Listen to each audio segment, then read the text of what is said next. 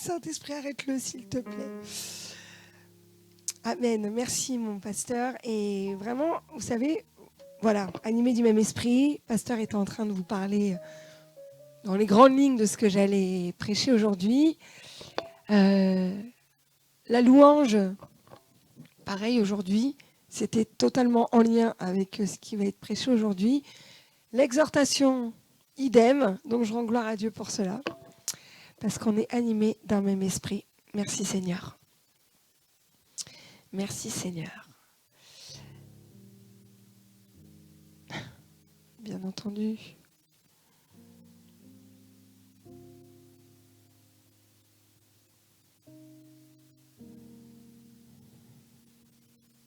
Amen. Alors, aujourd'hui, le thème abordé, c'est plus de toi, Saint-Esprit. Plus de toi, Saint-Esprit, dans ma vie, dans ma famille, dans mon travail, partout en fait. Plus de toi, Saint-Esprit. Alors je vais repartir du début. Le Saint-Esprit, comment il arrive? Comment le Saint-Esprit arrive en chacun d'entre nous? C'est lorsque tu confesses de ta bouche.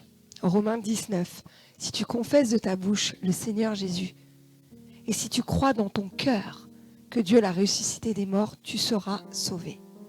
Mais il y a une suite, car c'est en croyant du cœur qu'on parvient à la justice. Et c'est en confessant de la bouche qu'on parvient au salut. Tout est une question de cœur, encore une fois. Si tu confesses de ta bouche, ok. Mais souvent, on voit dans les églises des appels au salut où tout le monde se lève en masse, mais juste après, la vie redevient comme celle d'avant. On vient parce que souvent, on se dit, voilà, j'ai confessé, je l'ai dit de ma bouche devant tout le monde, donc je suis sauvé. Donc c'est bon, c'est fait. Mais est-ce que tu t'es levé de tout ton cœur? De tout ton cœur, parce que quand tu confesses Jésus de tout ton cœur, c'est parce que tu as décidé de le suivre, parce que tu as décidé de lui obéir, parce que tu as décidé de le servir. C'est pas tu te lèves juste, c'est bon, j'ai confessé, je suis sauvé, alléluia. Non, il y a une profondeur derrière tout ça.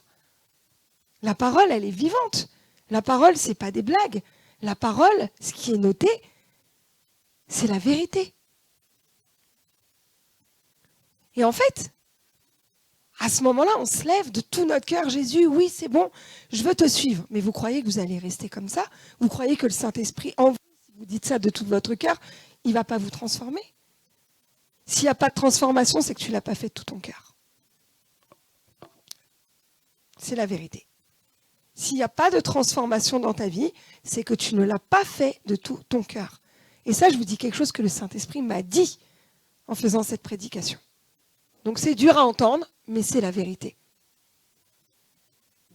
Par contre, si tu arrives de tout ton cœur, tu sais que tu as des addictions, tu sais que tu es encore dans de la drogue, tu sais que tu es encore accro à la pornographie, tu sais qu'il y a plein de choses, tu es alcoolique, tout ce que tu veux, mais que tu arrives devant ton Dieu et que tu l'acceptes de tout ton cœur, il va te métamorphoser, c'est certain. C'est certain.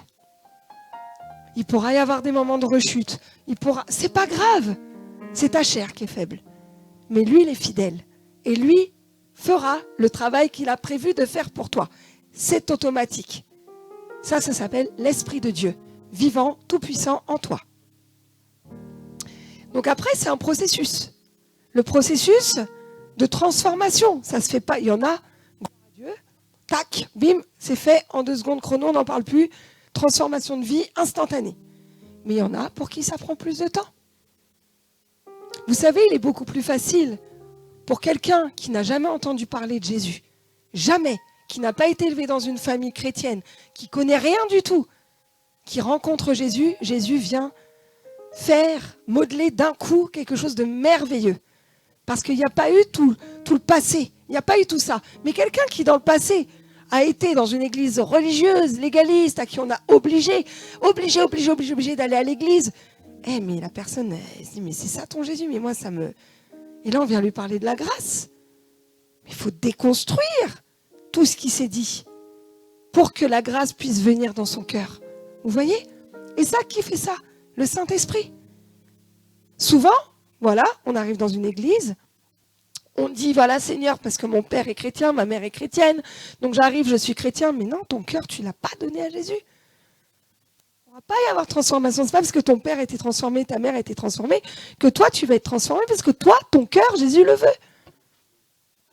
C'est le cœur que Jésus veut. C'est tout. On n'a pas un Dieu de culture, ou je ne sais pas, de transmission héréditaire, non, c'est ton cœur, c'est tout.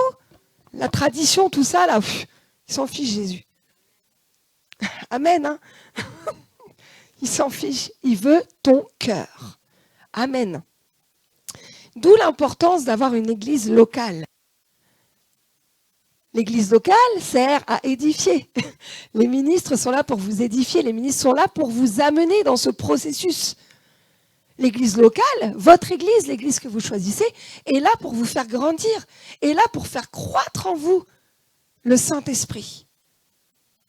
Le Saint-Esprit qui vit en vous, et bien l'église, les ministres sont là pour que vous ayez la révélation de cette puissance qui vit en vous.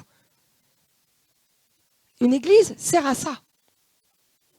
Et quand tu sors de l'église, comme on dit souvent, tu ramènes le Saint-Esprit chez toi. Tu ramènes la présence de Dieu.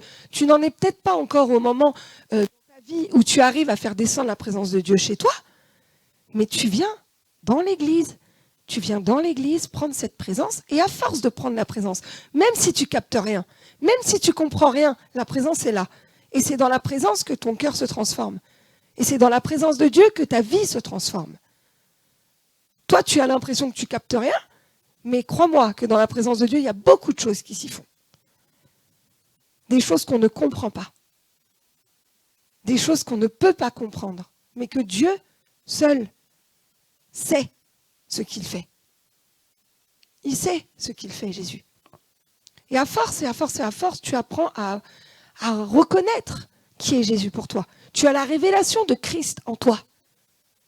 Tu as la révélation de ton identité en Christ. Parce que c'est ça la clé, en fait. La clé, c'est de prendre conscience de l'identité en Christ. Et c'est quoi l'identité en Christ? C'est de se dire, j'ai l'esprit du ressuscité en moi.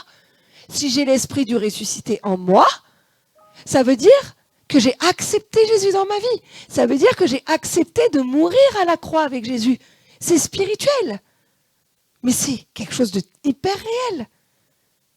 J'ai accepté Jésus dans ma vie. Aujourd'hui, je ne vis plus. Aujourd'hui, je fais la volonté de mon Dieu par son Saint-Esprit. Bien entendu, ce n'est pas si facile que ça. Bien entendu, il s'agit de révélation. Et de révélation, et de révélation. Et plus j'ai des révélations, et plus je marche de gloire en gloire.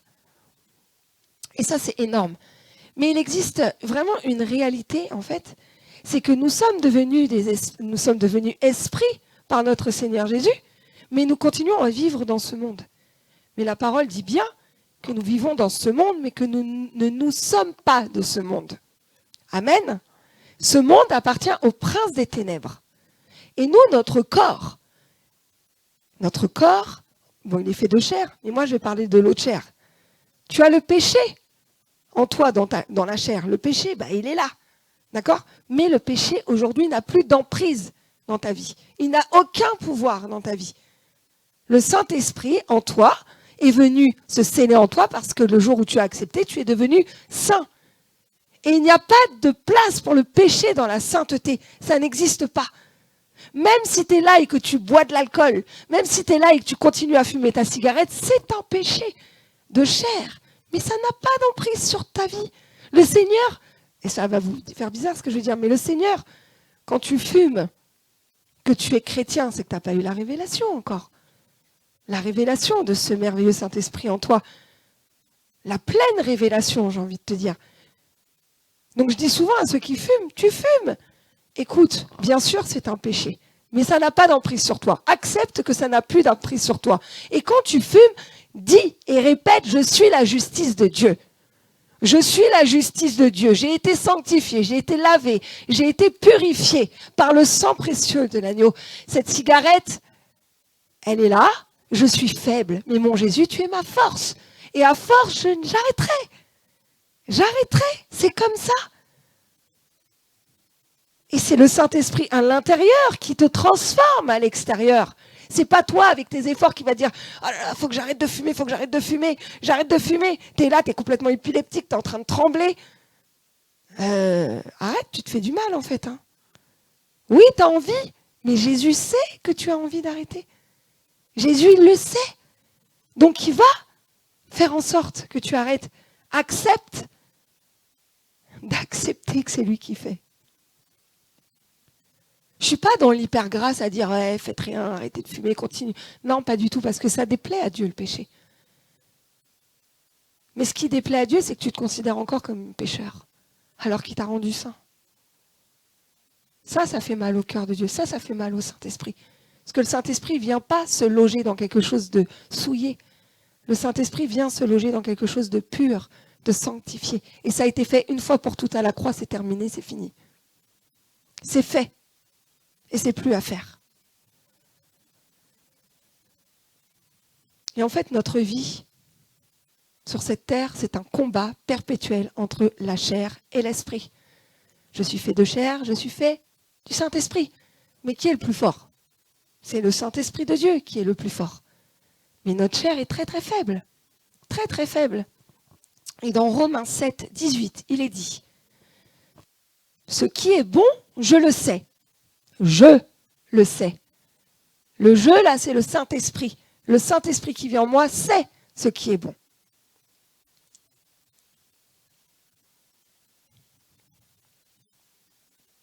Ce qui est bon, je le sais, n'habite pas en moi.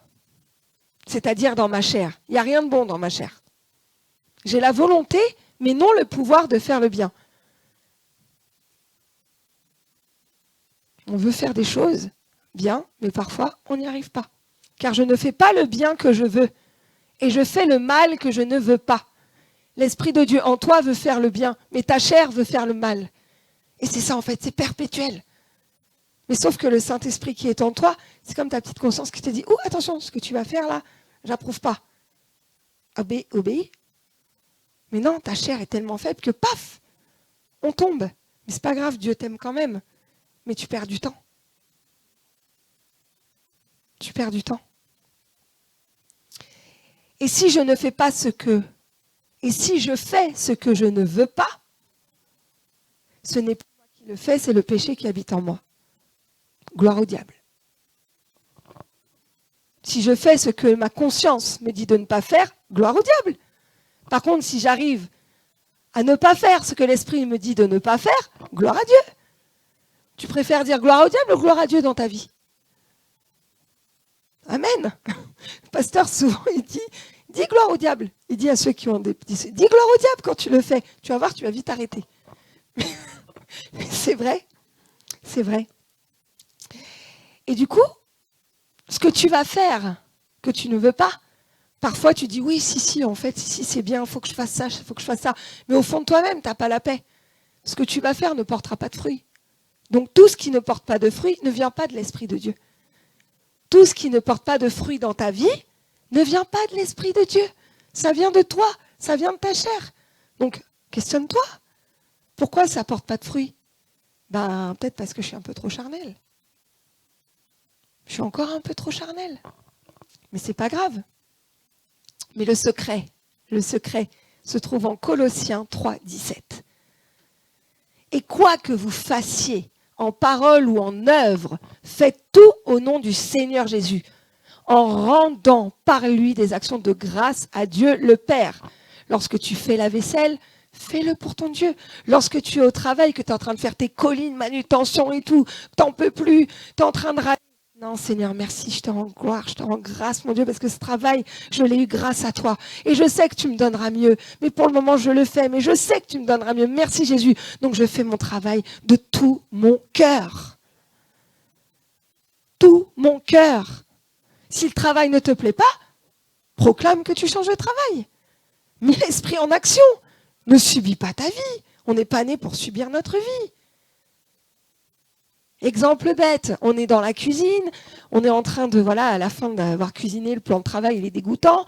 Je nettoie ma cuisinière, je nettoie tout ça, l'évier, tout. Et là, il reste quelques miettes sur le plan de travail sur le côté. Pas grave. Ben non, fais-le. Parfaitement. Je sais que ça parle à tout le monde, ce que je dis. Ça me parle même à moi. Et du coup, ben non, je vais jusqu'au bout. Pas pour moi, pour Dieu. Simplement. On est dans la cour, on voit un ballon, vous savez, les ballons de baudruche là, qui ont éclaté. Il y a des bouts qui ont éclaté qui sont dans la pelouse. Je passe à côté et hop, je m'en vais comme ça, je ne regarde même pas, je peux même pas me baisser. Mais honore ton Dieu en ramassant. Ça te coûte quoi? Tu es dans la rue, il y a des poubelles, il y a une tempête. Les poubelles sont dehors, les bouteilles de plastique sont par terre, tu passes devant, tu shootes dedans. Mais arrête-toi, ramasse, mets dans la poubelle. Oui ou non? Mais on est tous, on passe tous par là. On a la flémingite aiguë. Une flémingite aiguë. Voilà. Mais qui t'empêche de faire ça? C'est ta chair qui est flemmarde. Hein. C'est ta chair. Mais Jésus, t'imagines, tu fais ça? Fais-le pour Dieu. Fais-le pas pour le voisin. Fais-le pas pour ton mari, ta femme. Oui, les chaussettes de ton mari traînent là au truc. Tu râles. Oui, c'est vrai. Ben, ramasse-les. Seigneur, je te prie au nom de Jésus. Il va ramasser tout seul ses chaussettes. Mais je le fais pour toi, mon Dieu, parce que je veux que ma maison soit en ordre. Et il finira. Par le faire, il te parle à toi, il va parler à ton mari, hein, t'inquiète pas. Amen. Et les enfants, hey, range ta chambre. Non, j'ai pas envie de ranger ma chambre. Rangez votre chambre, les enfants. Faites-le pas pour vos parents, faites-le pour votre Dieu. Et c'est ça le secret. Tout ce que tu fais, tout ce que tu entreprends, fais-le pour le Seigneur. Toi, tu n'existes plus. Tu n'existes plus. Tu es mort à la croix. Ça n'existe plus. Tu n'es plus là. Tu es rempli du Saint-Esprit. Fais ce que Jésus ferait à ta place. Fais ce que Jésus ferait à ta place. Et pasteur disait tout à l'heure, on est là dans des églises, des fois on prêche pour faire plaisir à l'homme. Voilà, pour être populaire, Il y en a, ça existe. Mais en fait, non. Ce que je dis, là, je le dis pour mon Dieu. Je prêche pour mon Dieu. Je prêche la parole de mon Dieu. Je ne vais pas aller édulcorer ce que je suis en train de dire pour faire plaisir à lui, pour qu'il m'aime. Mais c'est clair, je vous assure, hein, on s'en fiche que vous nous aimiez. Ça fait du bien à la chair d'être aimé, clairement. Mais je sais que celui qui nous aime, lorsqu'on va être un peu, lorsqu'on va bousculer ou pas, c'est le véritable amour de Dieu. C'est le véritable amour de Dieu. Et nous sommes en capacité de pouvoir sortir cet amour. Ce n'est pas l'amour de chair, c'est l'amour de Dieu. Et donc, 1 Thessaloniciens 2 dit bien, car notre prédication ne repose ni sur l'erreur, ni sur des motifs impurs, ni sur la fraude, mais selon que Dieu nous a jugés dignes de nous confier l'Évangile. Ainsi nous parlons, non comme pour plaire à des hommes, mais pour plaire à Dieu qui sonde nos cœurs. Jésus sonde nos cœurs. Je suis là en train de prêcher pour faire plaisir, mais en fait, je ne plais pas à mon Dieu du tout. En fait, il doit être là-haut en train de se dire, mais qu'est-ce qu'elle fait ? Mais voilà, je suis en train de toucher ma récompense sur terre, je suis adulée, je suis aimée de toutes mes brebis, de tous mes fidèles. Mais là-haut, quand je vais aller là-haut, il va me dire quoi, mon père? Il va me dire quoi? Ah oui, il m'aime, ça c'est sûr qu'il m'aime. Mais moi, je veux les récompenses du ciel. Les récompenses sur terre, ça fait du bien à la chair. Mais les récompenses au ciel réjouissent l'Esprit de Dieu. Et du coup, pour plaire à Dieu, en fait, il sonde nos cœurs. Dieu sait exactement pourquoi tu fais ce que tu es en train de faire. Il sait. Il sait pourquoi tu fais la chose. Si tu fais la chose pour plaire à ton mari ou si tu fais la chose pour plaire à Dieu. Pour plaire à la prof ou pour plaire à Dieu? Pour plaire à ton pasteur ou pour plaire à Dieu? Il le sait. Pense au fait qu'il le sait. Pense au fait dans ta tête qu'il le sait. Il sait toutes choses. La vérité, c'est que tu plais déjà à Dieu. Tu plais à Dieu. Dis-toi que tu plais à Dieu. Pourquoi tu plais à Dieu? Parce que l'Esprit de Dieu est en toi. Parce que l'Esprit de Jésus est venu en toi. Parce qu'il ne te voit plus toi, parce que toi tu es mort à la croix et qu'aujourd'hui il ne voit que l'Esprit de Dieu qui est en toi. Et ce qui plaît à notre Dieu, c'est la présence de son Fils en toi. Il est réjoui de voir que l'Esprit de son Fils est en toi. C'est ce qui fait battre son cœur. Et c'est magnifique. Et le Saint-Esprit en toi te permet de faire des actions, des bonnes œuvres qui font du bien à Dieu. Par ce fruit de l'Esprit qu'il a mis en toi, il t'a donné le Saint-Esprit, mais avec tout ce qui va avec, le fruit de l'Esprit. Et finalement, tout ce que tu vas faire dans la chair, toute action, toute parole que tu vas faire dans la chair, c'est des actions ténébreuses. C'est des actions charnelles. C'est des actions stériles, charnelles, qui appartiennent aux ténèbres, parce qu'elles appartiennent au monde, et ce qui appartient au monde appartient aux ténèbres. Et Dieu, il ne le voit même pas. Il ne voit même pas ce que tu essayes de faire pour te faire mousser, machin, il ne voit même pas. Il est juste en train de se dire, my God, enfin non, il ne dit pas my God sur lui, mais il doit se dire, mec, il doit rigoler, franchement, des fois, il doit rigoler en nous voyant. Et vous savez, Andrian, la dernière fois, il me donne un exemple. Il me dit, t'es là, on est en train de se faire des câlins à l'église et tout, papouille, papouille, salut, ça va, machin, câlin, câlin, câlin. Mais tu fais ça pour quoi, en fait? Pour plaire à la personne à qui tu es en train de le faire, ou tu le fais vraiment de tout ton cœur? Parce que dès que tu sors, tu vas blablater sur cette personne. Vous voyez? Et ça va très très vite. Il suffit que la personne, dans la semaine, elle n'a pas tenu son engagement qu'elle devait faire avec toi. Ton esprit, ta chair, elle commence à se faire des films. Ça commence à polluer ton esprit. Tu te laisses embrigader là-dedans. Et du coup, tu deviens un gros hypocrite dès que tu vois la personne. Non, ces pensées-là, refuse-les. Elles ne viennent pas de Dieu.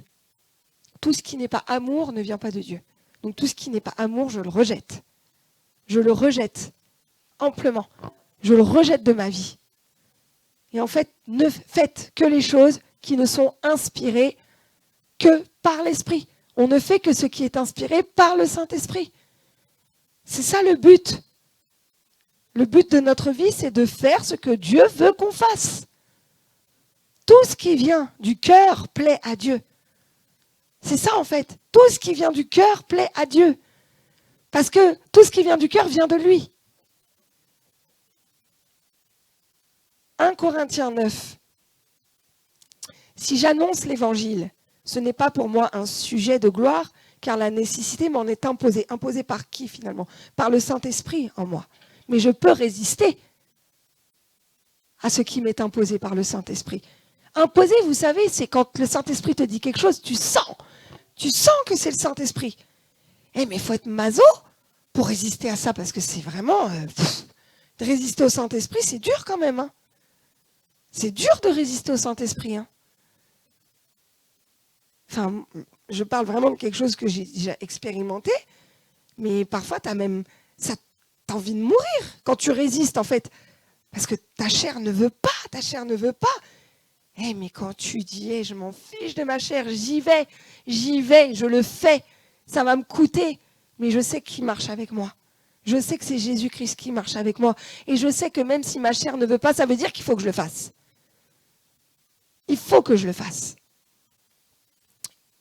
Je continue. Et malheur à moi si je n'annonce pas l'évangile. Et malheur à moi si je n'annonce pas l'évangile. Je résiste. Malheur à moi. Tous les fruits de ma chair, là, en pleine tête. Parce que tu ouvres les portes et tu crées tes ténèbres en n'obéissant pas au Saint-Esprit. Tu crées tes ténèbres tout seul. Tu crées ton désert tout seul. Tout ce qui vient de Dieu est bon. Tout ce qui est de bon cœur fait de bon cœur vient du Saint-Esprit. Et quand on fait les choses de bon cœur, on en a la récompense. Je le fais de bon cœur, j'en ai la récompense. Mais si je le fais malgré moi, c'est une charge qui m'est confiée. Tout ce qui est bon vient de Dieu. Tout ce qui est bon portera du fruit dans l'esprit. La nécessité m'en est imposée par le Saint-Esprit, mais voilà, je résiste. Lorsque je résiste, cela devient une charge. Je vis par l'esprit, j'ai les récompenses. Je vis par la chair, je subis ma vie. Tout ce que je fais dans la chair, finalement, est une charge. Parce que tout ce que je fais dans la chair portera du fruit mauvais. Culpabilité, au final. Culpabilité, indignité. Et tout ça, c'est fait pourquoi ? Pour t'éloigner de Dieu. Si les choses de Dieu deviennent une charge pour toi, lorsque tu fais quelque chose et que ça devient une charge pour toi, c'est que tu es charnel. Encore, beaucoup. Mais c'est pas grave. C'est pas grave. Si tu n'arrives pas à te lever le matin pour aller à l'église, pour nous c'est cool, c'est l'après-midi, faire la grasse mat. Mais si tu n'arrives pas à te lever le matin pour aller à l'église parce que tu as été faire la bringue la veille et que ta chair te dit non, dors, demain tu travailles, il faut que tu te reposes et tout. Eh mais c'est que tu es charnel, lève-toi, prends ton lit, marche, hein David. Voilà. Non, il y a l'auto-foot ou je ne sais même pas comment ça s'appelle ces trucs. Non, il faut que je regarde. Non, il faut que j'aille à ma séance de sport. Non, non. En fait, tu mets autre chose au-dessus de Dieu, c'est que tu es charnel. C'est tout. C'est simple, net, précis. Il n'y a pas de détour. Je privilégie quelque chose d'autre que mon Dieu. Et voilà, j'ai mon match de foot, alors que j'ai une réunion de prière qui était prévue. Ben, pense au cœur de Dieu. Pense aux fruits qui vont ressortir de ça. Pense à la bénédiction à côté de laquelle tu passes. Et toute chose que tu fais finalement, par exemple, tu viens, voilà, tu sais que tu as ton match de foot, mais tes parents te disent « Allez, viens, on y va, machin, nan, nan, nan. » Non, je ne vais pas parler de parents, je vais parler d'adultes, c'est mieux. T'es là ? Ouais, mais il faut que j'aille à l'église. Sinon, qu'est-ce qu'ils vont dire, mes frères et sœurs ? Sinon, qu'est-ce qu'il va dire le pasteur ? Il faut que j'aille à l'église, il faut que j'aille à l'église. Alors qu'il y a mon match de foot, mais ton cœur, il est dans ton match de foot. Ton cœur, il n'est pas dans l'église. Donc tu vas venir à l'église, finalement, mais ton cœur n'y est pas. Stérile, il n'en ressortira rien. Reste chez toi, regarde ton match de foot. Ce sera mieux. Hein. Je vous assure, c'est important ce que je dis, parce qu'on ne se rend pas compte de ça, que la disposition du cœur, c'est ce qu'il y a de plus important. Si tu vois avant d'aller à l'église que tu es un peu fatigué, ça arrive. Mais je vous assure, quand tu as l'Esprit de Dieu en toi, que tu as la révélation de ton identité en Christ, tu sautes de ton lit, tu sautes de ton canapé, tu regardes l'heure du matin pour savoir à quelle heure c'est le culte, combien de temps il te reste avant d'aller au culte. Tu sors du culte, tu as déjà hâte que ce soit le dimanche d'après. C'est ça la vie. Et on nous prend pour des fous. On nous prend pour des gros malades, des grands malades. Mais qu'est-ce qu'ils ont avec leurs histoires de Jésus ? Parce qu'on l'a rencontré, parce qu'on sait qui il est, et que c'est plus une utopie, c'est plus quelque chose de... C'est magnifique de vivre ça. Et je le souhaite à tout le monde. Enfin, je ne le souhaite pas. Je le proclame pour tout le monde. Amen.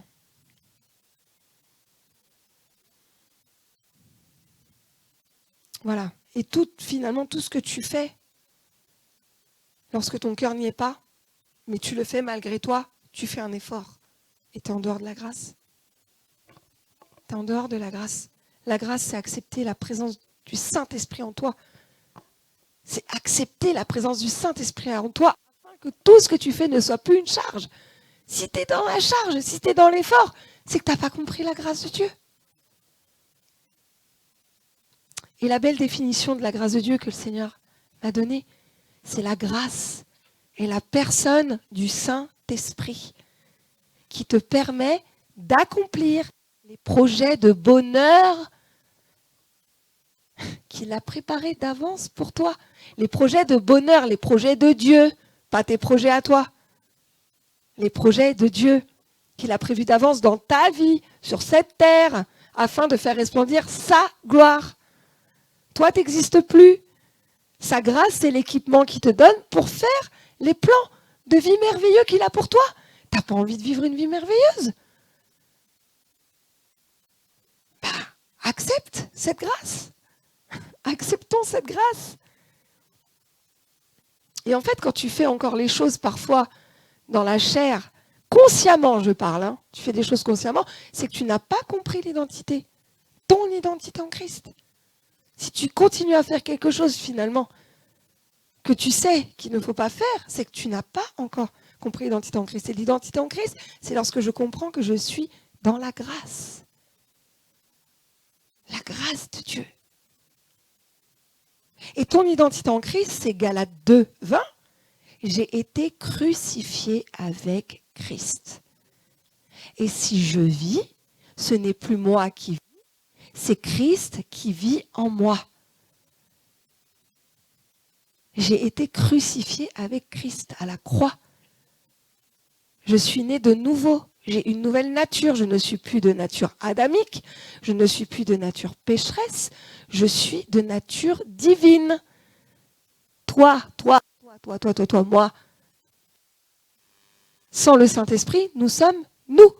Nous sommes êtres charnels, mortels.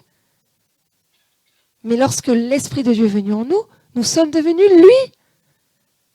Nous sommes devenus lui. Nous sommes devenus Christ. C'est l'Esprit de Dieu qui vit en toi. Donc, ne culpabilisez pas ceux qui n'en sont pas encore arrivés là, à comprendre ça. Ça viendra, c'est obligatoire. À un moment de notre vie, ça arrive. Mais ne perdez pas de temps. Aspirez à vouloir être dans cette identité. Aspirez à vouloir. Le Seigneur nous dit, aspirons aux dons les meilleurs. Aspirons aussi à être comme lui. Aspirons aussi à vouloir être comme lui. Aspirons aussi à comprendre et à conscientiser que nous sommes déjà comme lui. En fait, ayons juste l'humilité de dire, Seigneur, voilà, je sais que je suis comme ça. Je sais que je suis comme ci. Je sais que je fais ça. Il le sait de toute manière. Mais le fait que tu lui dises montre que tu lui fais confiance. Ça montre l'état de ton cœur. Si tu restes dans ton orgueil et que tu te dis, tu baragouines dans ta barbe et que tu n'as pas envie, non, j'ai pas envie de lui dire ça, mais il le sait. Chasse ton orgueil, chasse ta fierté. Il est Dieu. Il est Dieu. Dis-lui tes difficultés. Parle-lui, c'est ton papa. C'est pas un Dieu lointain, c'est ton papa. Avec notre enfant, on a envie de parler. Même quand il nous énerve, on n'a pas trop envie, mais sauf que nous, on n'énerve jamais Dieu. C'est ça la différence. Dieu nous aime tout le temps, on aime toujours nos enfants. Mais l'amour de Dieu est encore... voilà, il est au-dessus. Et reconnaître finalement, c'est finalement... Quand tu vas avec humilité vers ton Dieu, tu reconnais ta faiblesse. Quelle gloire de reconnaître la faiblesse. Mais dans le monde, oui, on est des fous. Reconnaître, je suis faible. Mais oui, nous sommes faibles dans notre chair. Mais Jésus est notre force. Et 2 Corinthiens 12 dit, et il m'a dit, ma grâce te suffit. Car ma puissance s'accomplit dans ta faiblesse. Si tu es fort, si tu arrives à tout faire, il sert à quoi Jésus? Il sert à quoi? Mais c'est dans ta faiblesse que sa puissance s'accomplit. Je me glorifierai donc bien plus volontiers de mes faiblesses, afin que la puissance de Christ repose sur moi. Il y a plus de bonheur parfois à se sentir faible, à accepter que là, dans ce domaine-là, je suis faible, pour que sa puissance vienne te recouvrir afin que sa gloire puisse resplendir. C'est pourquoi je me plais dans les faiblesses, dans les outrages, dans les calamités, dans les persécutions, dans les détresses pour Christ. Car quand je suis faible, c'est alors que je suis fort. Parce que quand tu acceptes le Saint-Esprit en toi, quand tu acceptes cette identité, tu refuses de dire je suis faible dans ma chair parce que le je qui parle, c'est le Saint-Esprit. Le je qui parle, c'est le Saint-Esprit. Donc non, je ne suis pas faible en Jésus, je suis forte, mais en Jésus.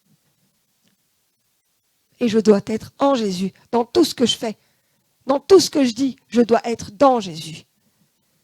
Amen.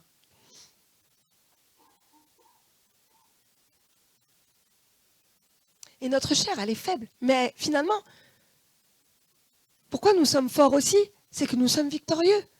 On l'a chanté tout à l'heure. Nous sommes victorieux. Donc automatiquement, si nous sommes victorieux, c'est que nous avons gagné le combat contre la chair. On l'a déjà gagné, ce combat. Il faut juste le conscientiser. Conscientiser que nous sommes assis à la droite du Père.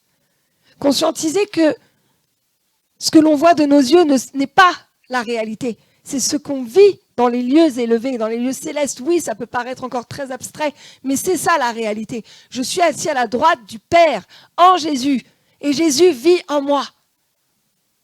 Quand tu comprends ça, mais tu es inébranlable. Inébranlable.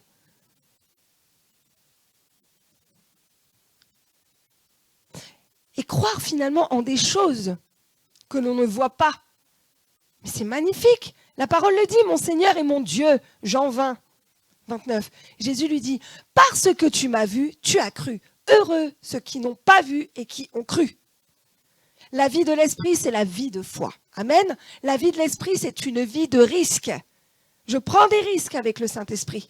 Il ne m'arrivera rien. Je prends le risque dans ma chair, c'est un risque pour ma chair, mais il ne m'arrivera rien. La vie de l'esprit, c'est faire connaître. En fait, la vie de l'esprit, c'est faire le contraire de ce que ta chair désire. Ta chair désire quelque chose, fais le contraire. Fais le contraire. Et c'est ce que Dieu veut. Et c'est ce qui est le plus dur. Mais dans ta faiblesse, il est ta force. Galates 5, 16, marchez selon l'esprit et vous n'accomplirez pas les désirs de la chair. Marche par l'esprit et ta chair va s'éteindre. Car la chair a des désirs contraires à ceux de l'esprit. Et l'esprit en a des contraires à ceux de la chair. Ça illustre ce que je viens de vous dire. Ta chair veut ça, fais le contraire. Ils sont opposés entre eux afin que vous ne fassiez point ce que vous voudriez. Ce que tu veux faire, ne le fais pas. Et fais ce que le je veux que tu fasses. Le nouveau je, la nouvelle identité, nouveau Christ.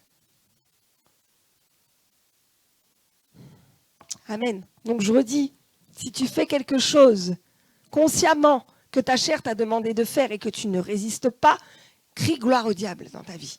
Dis, ok, diable, c'est bien, t'as gagné, c'est cool. Voilà, mais récolte aussi les conséquences de tes actes. Et finalement, quand vous donnez, quand vous pliez le genou devant Baal, quand vous pliez le genou devant le diable en faisant ce que votre chair vous dit, finalement, je vous donne l'image, c'est comme si vous étiez en train de donner à manger au diable, afin de l'engrossir, qu'il prenne encore plus de place dans votre vie. Plus de place encore. Et je lui donne à manger par mes actions de chair, et il devient gros, énorme, à côté de moi, et il prend plus de place, encore plus. Et après, pour le faire partir, c'est un peu compliqué parce qu'il est un peu lourd. Vous voyez? Alors que si je lui donne pas à manger, il s'envole comme une plume. Hein, Georgie? Amen. Donc résistez au diable. Résistez à votre chair. Tu as tout en toi pour résister. Tu as la force du ressuscité. La force du ressuscité, le Saint-Esprit qui a ressuscité Jésus lorsqu'il était mort. Cet esprit vit en toi. Donc c'est quoi pour le Saint-Esprit de résister? Disposition du cœur. Je veux résister parce que tu vis en moi. Je vais y arriver parce que tu vis en moi. Jacques 4, 7. Soumettez-vous donc à Dieu. Vivre l'esprit, c'est se soumettre à Dieu. C'est obéir à Dieu. Résistez au diable et il fuira loin de vous.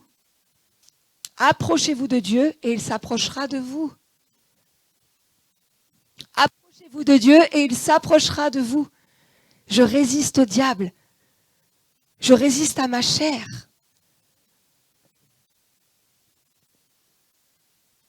Plus tu résistes, quand tu résistes finalement, je vais prendre un exemple.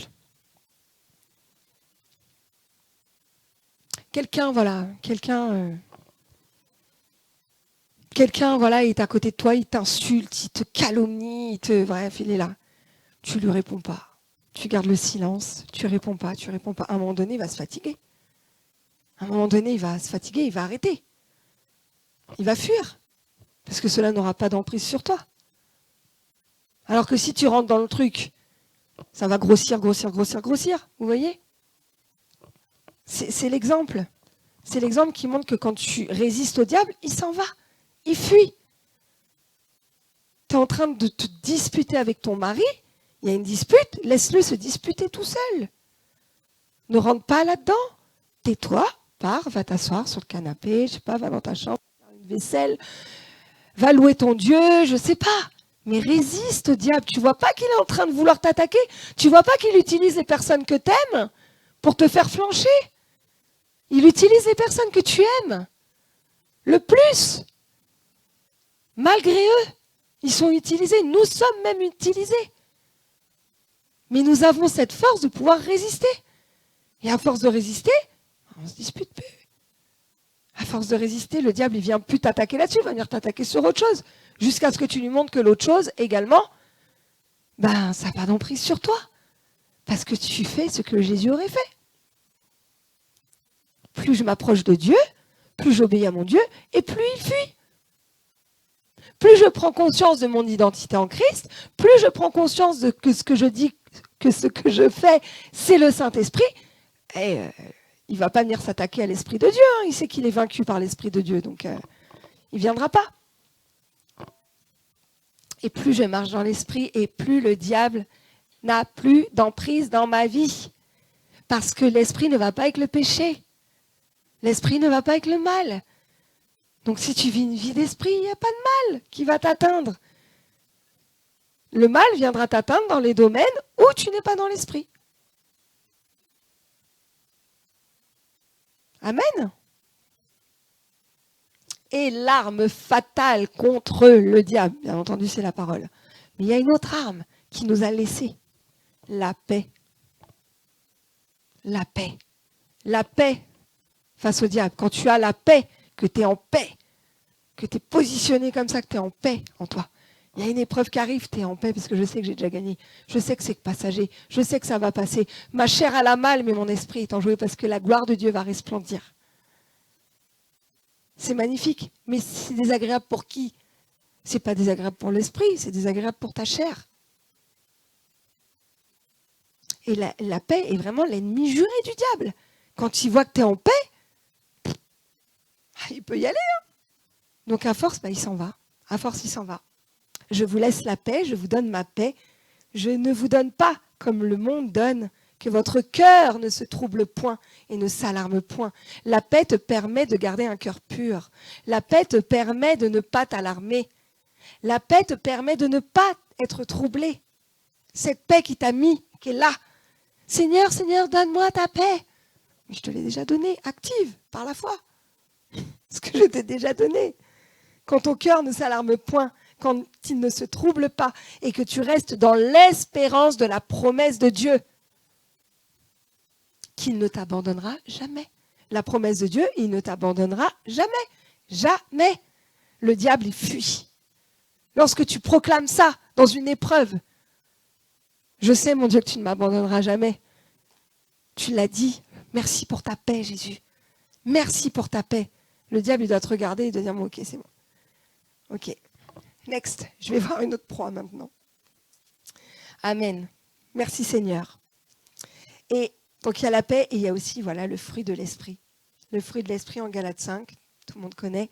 Mais le fruit de l'esprit, c'est l'amour, la joie, la paix, la patience, la bonté, la bénignité, la fidélité, la douceur, la tempérance. Il te donne tout, finalement, pour... Vous savez, je disais, Seigneur m'a dit ça, il m'a dit ça hier ou avant-hier, je ne sais plus. En tout cas, dans la semaine. J'ai décidé de ne plus crier sur mes enfants. C'est venu comme ça. Parce qu'en fait, quand je me mets à crier sur mes enfants, qui c'est qui est content? C'est le diable. Oui, il y a l'éducation. Oui, on doit être sévère avec nos enfants, on doit être juste, on doit les éduquer. Mais ne pouvons-nous pas les éduquer dans l'amour, dans la douceur, sans pour autant, écoute, t'as fait ça? Ok. Interdit de télé, interdit de PC, va dans ta chambre. Parce que nous, on est là, on s'égodille, on hurle, on crie. On a l'impression que ça nous fait du bien, que ça nous soulage de crier, mais au final, on est en train de nourrir l'autre à côté, là. Alors que voilà, c'est dur, bien sûr que c'est dur de résister. C'est très très dur. Je parle des enfants, mais je parle aussi dans le couple, je parle aussi à l'école. Bref, je parle de tout, des relations. Et en fait, le fruit de l'esprit, il est là pour ça. Le fruit de l'esprit, il est là, il est en nous. Il est là pour demander qu'à être activé.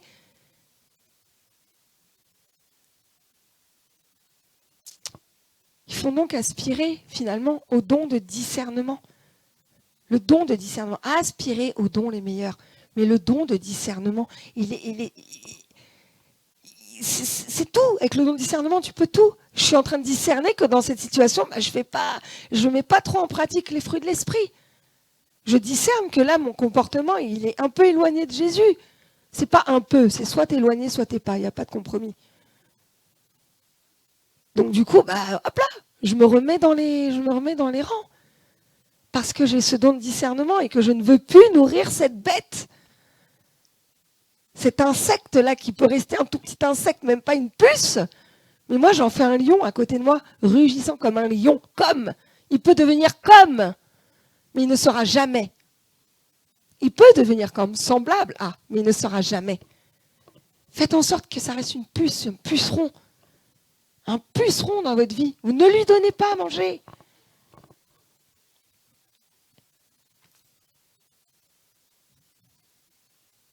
Et en fait, plus tu aspires à vivre la vie de Jésus, plus tu aspires dans ton cœur à vouloir lui ressembler, et plus le fruit de l'esprit en toi mûrit. Le fruit de l'esprit, au début, quand tu le reçois, que tu es un petit bébé chrétien, il est petit. C'est un tout petit grain de raisin, un petit truc. Mais après, il devient une belle grappe. Et il porte encore plus de fruits. Mais il faut que tu aspires à vouloir que ce fruit grandisse en toi. Et c'est pas en nourrissant l'autre que tu vas grandir. Tu vas stagner, justement. Amen. Et Jésus est venu vraiment sur terre pour que tu puisses vivre dans la lumière. Parce que tu es devenu la lumière du monde. Et vivre dans la chair, c'est vivre dans les ténèbres. C'est comme si Jésus n'avait pas été à la croix. C'est comme si tu reniais que Jésus avait été à la croix dans ces moments-là. Parce qu'il est venu pour t'éclairer. Il est venu pour que tu sois cette lumière. Il a dit, vous êtes la lumière du monde. Jésus est mort pour que tu puisses vivre dans la lumière. Par son merveilleux Saint-Esprit. C'est par l'Esprit de Dieu qui vit en toi que tu rayonnes. C'est par l'Esprit de Dieu que tu es éclairé. C'est par l'Esprit de Dieu que tu es une bénédiction. C'est par l'Esprit de Dieu. Et seulement par l'Esprit de Dieu. Si tu n'avais pas ça, tu serais éteint, tu serais mort, tu ferais encore partie de ce monde. Mais tu n'es plus de ce monde. Vous ne faites plus partie de ce monde. 1 Thessaloniciens 5, 23. Que le Dieu de paix vous sanctifie lui-même tout entier. Et que votre être, l'esprit, l'âme et le corps soient conservés irrépréhensibles lors de l'avènement de notre Seigneur Jésus-Christ. Celui qui vous a appelé est fidèle et c'est lui qui le fera. Eh, on se complique la vie. C'est affreux comment on se complique la vie. Yasmina, j'ai donné la réponse. Cette semaine, j'ai donné ce verset aux enfants spirituels. Et je leur ai dit, il fera quoi? Eh, c'est parti dans des discussions, c'est parti dans des dissertations, dans des... Eh. J'ai dit, mais pourquoi il se complique la vie comme ça? La réponse, elle est là, c'est marqué. Tout simplement, on se complique la vie.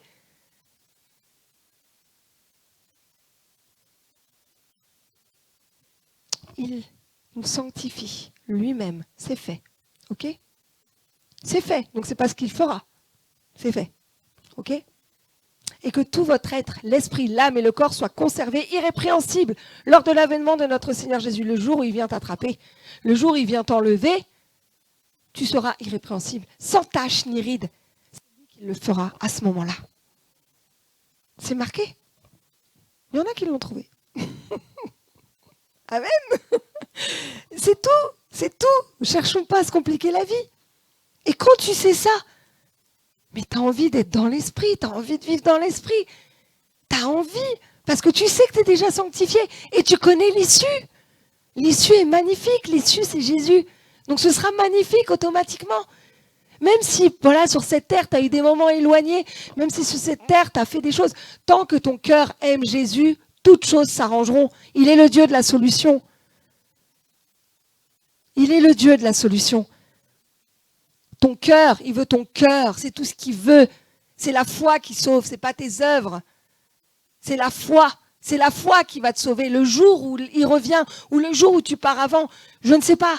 C'est ton cœur, la disposition de ton cœur face à Jésus qui compte pour le Seigneur. C'est tout. Il t'a rendu saint pour que ce plan merveilleux qu'il a pour ta vie s'accomplisse. C'est pour ça qu'il t'a rendu saint. C'est pas pour décorer. C'est pas pour dire je suis enfant de Dieu. Non. Il t'a rendu saint pour que tu t'actives, pour que tu te mettes en marche et que tu fasses resplendir la gloire de Dieu sur cette terre. Crois seulement en ce que je te dis, en ce que la parole te dit, et tu verras la gloire de Dieu dans ta vie. Accepter de vivre par l'esprit, c'est finalement accepter la grâce de Dieu dans ta vie. C'est ça en fait. Et la grâce, je répète, sert à accomplir le merveilleux plan que Dieu a pour toi. La grâce, c'est le Saint-Esprit. La grâce, c'est le Saint-Esprit, la personne du Saint-Esprit. C'est cet équipement parfait que Dieu t'a donné du haut des cieux, qui t'est tombé dessus comme ça le jour où tu as cru. Gratuit.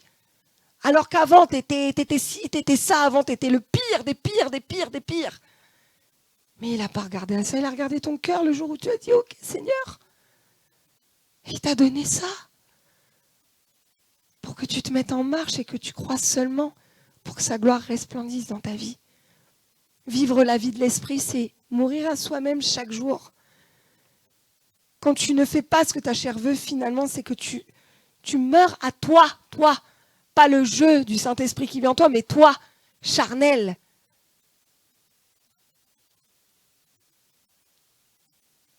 Lorsque tu renonces au désir de ce monde, lorsque tu renonces à ce que je fais, mais que je ne veux pas faire, c'est ça, crucifier sa chair. C'est ça, mourir à soi-même. Et tout à l'heure, je disais, c'est marrant, merci Andréan, mais je disais à mes enfants spirituels, arrêtez de dire wesh. Arrêtez de dire wesh. C'est tellement moche. Et puis, vous savez d'où ça vient ? Wesh. C'est un mot musulman. Hein. Le wesh. On a vérifié. Je ne le savais même pas. Hein. Le pasteur a été vérifié quand je leur ai dit ça parce que le Saint-Esprit m'a parlé ce matin sous la douche pour eux. Parce que hier, on a eu une discussion où une de mes filles spirituelles me dit wesh. Je la regarde, je dis mais tu dis wesh à ta mère spirituelle, c'est comment ? Et en fait, j'étais un peu surprise sur le coup, mais on a rigolé. Surprise. Et en fait, ce matin, je vous assure, j'étais dans ma douche, le Saint-Esprit m'interpelle. Il me dit, mais wesh, en fait, ce mot-là, c'est un mot musulman. Donc quand tu dis ça, tu dis gloire au diable. Quand tu dis wesh, franchement, hein, c'est vraiment un mot qui n'est pas de Dieu. Frère Andrian, tout à l'heure, il disait, tu dis ça ? Tu dis, oh, gloire à Dieu. Enfin, tout ce que tu as dit tout à l'heure. Tu dis ça aux gens. Est-ce que tu entends quelqu'un, est-ce que tu entends un musulman, un bouddhiste ou quoi, dire Jésus-Christ est roi, gloire à Dieu. Et toi, tu t'amuses à dire des choses, Inch'Allah, et machin, un truc. Tu glorifies Jésus en disant ça ? Tu glorifies Jésus ou pas ? Non ? Non, on ne glorifie pas Jésus en disant des mots wesh, machin, Inch'Allah, tout ça. Notre vie, par l'esprit, c'est de glorifier Jésus. C'est ça. Par contre, mon côté charnel, wesh. Et du coup, quand tu dis ça, parce qu'il faut être vrai, Donc moi, je leur ai dit, ils sont arrivés directement, je leur ai dit, hey, stop, on arrête avec ça. Et du coup, il y a eu un réflexe à un moment donné de vouloir le dire. Un d'entre eux voulait, elle fait, oh, comme ça. Et ben voilà, gloire à Dieu, ça a été semé, ça a pris, et on se rend compte. Il faut se parler, il faut se dire les choses. Ça fait peut-être pas plaisir sur le coup, mais au moins, ça porte du fruit. Amen. Amen, amen. Donc voilà, ensuite, bon, je vais terminer. Donc, j'ai marqué accepter de gagner, finalement, et accepter d'être victorieux dans le combat, cher esprit. Il faut que ce soit notre volonté. Il faut que ce soit notre... C'est ça, en fait, le combat de tous les jours. Le combat de tous les jours en tant que chrétien, c'est finalement d'accepter qu'il combat pour toi. D'accepter que Jésus combat pour toi. Arrête de combattre. Arrête. En fait, c'est comme si tu étais sur un ring, tu es là, tu as ton Goliath devant toi, et toi, tu es en train de rigoler déjà. Il est énorme, il est grand, c'est une montagne, il est balèze. Et en fait, tu le regardes avec un petit sourire ici, comme ça. Tu dis, vas-y, il combat pour moi. Qu'est-ce que j'ai à craindre? Je vais rester là, la tête haute, je vais te regarder droit dans les yeux. Droit dans les yeux. Et je vais crier victoire, avant même que tu aies essayé de m'abattre. Parce que j'ai la victoire en Jésus. Par la vie de l'Esprit. Amen. Je vous bénis tous et je vous aime. Pas que dans le Seigneur, mais de tout mon cœur. Amen. Alléluia.